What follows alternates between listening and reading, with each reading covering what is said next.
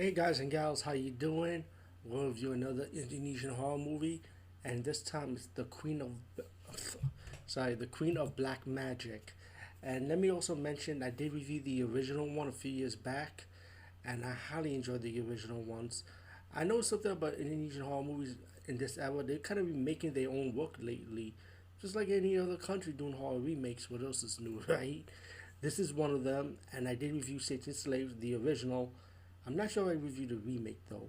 Hmm. Well, anyway, besides that, the Queen of Black Magic, how does it hold up to the original? I can tell you this: the two stories are totally different from the original. It doesn't intertwine. It's not a sequel. It's not.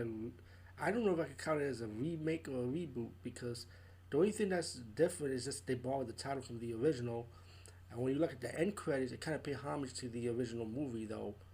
At the end credits, even though these two movies are kind of different, just with the same title, right? But if I have to pick one, I say the original is the best in my opinion. But as for the sequel, I give credit for story and plot twist. But why is it me again? Why do Indonesian horror movies have to have a setting where there's a bunch of orphanage and the horror takes place in the orphanage for some reason, with orphan kids from the past that something went wrong and it affects them in the future pretty much in the present age. But Queen of Black Magic, like I said, I give credit, because I feel like it was well done in my opinion.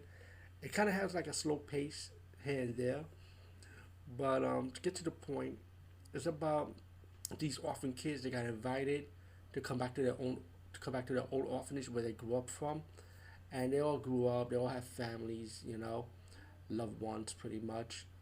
And as the buildup goes on, like the three guys that grew up in the orphanage and meet up with other kids that grew up with them also.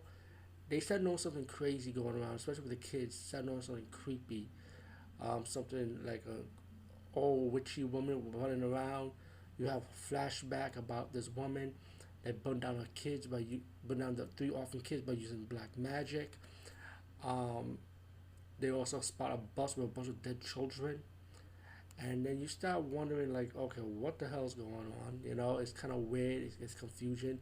So it takes a long build up to the movie to figure out what the plot twist is, who's behind it, um, why is this going on with these orphan kids that grew up. Why is this happening? And do they deserve it once you find out the truth about what goes on and why the orphan what happened in the past and often with these orphan children. I'm trying not to spoil it because I felt like I give credit for plot twists. I give credit for what's going on, and a lot of these Indonesian horror movies always have a plot twist. And then I said to myself again, what else is new in horror movies? There's a lot of horror movies in different countries which you have to have a plot twist, and you don't want to spoil it because you guys and gals, it takes you away from your experience, and I don't want to do that. Now, as for the blood and gore, yeah, there's death scenes. But I don't feel like it's graphic, but not as graphic as other horror movies you have seen. It's not as graphic as May the Devil Take You 1 and 2. How graphic that is, even though they bought stuff from Evil Dead. So, blood and gore reason, um, it has its moments, but it's not like really all that, to be honest with you. There's special effects with bugs and millipedes, especially with the millipedes. I'd be like, yo, you're going back to the Shaw Brothers day with the Hong Kong horror when they always have millipede, in horror movies and back in the 80s with the camps, you know. The Queen of Black Magic, I kind of like it for the plot twist. I feel like it's nothing special at the same time. Will I rewatch it again? No, but I do highly recommend rewatch or watch the original version, the original movie from the early 80s, which I highly recommend. And I know, even though the two movies have different story and plot lines, it was totally two different movies between the original and between this one, which borrows the title from the original. I highly recommend you guys check the original than this one. To me, this movie is actually just a one-time watch. I'm gonna be honest with you. I wasn't feeling it like that, but I did enjoy some parts of it. Anyway, peace out and see you later, guys and gals.